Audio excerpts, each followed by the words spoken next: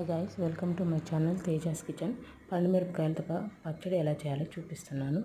దానికి కావాల్సినవి 1 స్పూన్ మెంతులు, 1 స్పూన్ జీలకర్ర డ్రైగా వేయించి పక్క పెట్టుకోవాలి. ఈ 1 కేజీ పండుమిరపకాయలను తీసేసుకొని దాన్ని నీట్గా చేసుకొని ముక్కలుగా కట్ చేసి పెట్టేసుకోవాలి. 1 కేజీ పండుమిరపకాయలకి కావాల్సినవి 100 గ్రాముల చింతపండు, 5-6 వెల్లుల్లిపాయలని పొట్టు తీసుకొని పెట్టుకోవాలి. తగినంత ఉప్పు. ఒక మిక్సీ జార్ తీసుకొని కొన్ని పండుమిరపకాయలు, ఉప్పు తగినంత, వేయించి పెట్టుకున్న జీలకర్ర, మెంతులు కొన్ని వేసేసుకొని వెల్లుల్లి రెబ్బలు, చింతపండు వేసుకొని మిక్సీ చేసేసుకోవాలి. మెత్తగా మిక్సీ పట్టేసుకొని గిన్నెలోకి తీసేసుకోవాలి. అలాగే మిగతా ప్రాసెస్ మొత్తం అలాగే చేసేసుకోవాలి. అన్నీ వేసేసుకొని మెత్తగా మిక్సీ చేసేసుకోవాలి. అంతా మిక్సీ పట్టేసుకున్నాక దీనికి ఇక్కడ తాలింపు కోసం ఒక కడాయి పెట్టేసుకొని ఆయిల్ వేసేసుకోవాలి.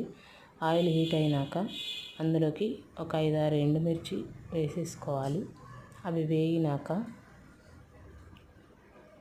అందులోకి కొద్దిగా ఆవాలు, జీలకర్ర వేసేసుకోవాలి. అలాగే 5-6 వెల్లుల్లిపాయ రెబ్బలు. ఇక్కడ ఎండుమిర్చి, ఆవాలు, జీలకర్ర, వెల్లుల్లిపాయలు వేసుకోవాలి. కొద్దిగా ఇంగువ, కొద్దిగా టేస్ట్ మంచిగా వస్తుంది ఇంగువ వేసుకుంటే. ఇంగువ కూడా వేసుకోవాలి. ఇంగువ వేసుకొని అలాగే కరివేపాకు, కొద్దిగా చిటికెడు పసుపు వేసేసుకొని తాలింపు రెడీ అయిపోయింది. పండుమిరపకాయల పచ్చడిని కొద్దిగా మనకు కావాల్సినంత తీసుకొని దాంట్లో తాలింపు వేసుకొని తినేస్తే రెడీ. ఎంతో రుచికరమైన పండుమిరపకాయల పచ్చడి రెడీ అయిపోయిందండి. టేస్ట్ కూడా చాలా బాగుంది. మీరు కూడా ఒకసారి ట్రై చేసి చూడండి.